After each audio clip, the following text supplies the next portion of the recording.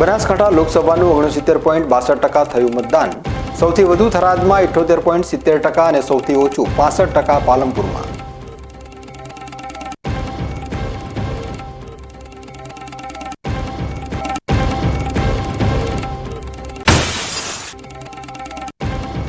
થરાદ મુખ્ય કેનાલમાં શિક્ષકે જંપલાવી મોતને કર્યું વહાલું. સુસાઇડ નોટ લખી કર્યો આપઘાત.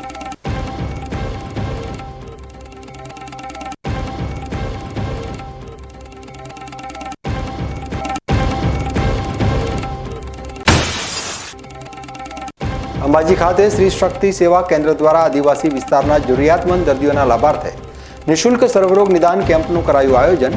ગુજરાત રાજ્યના ગૃહમંત્રી હર્ષભાઈ સંઘવી તથા વિધાનસભા અધ્યક્ષ શંકરભાઈ ચૌધરી રહ્યા હાજર.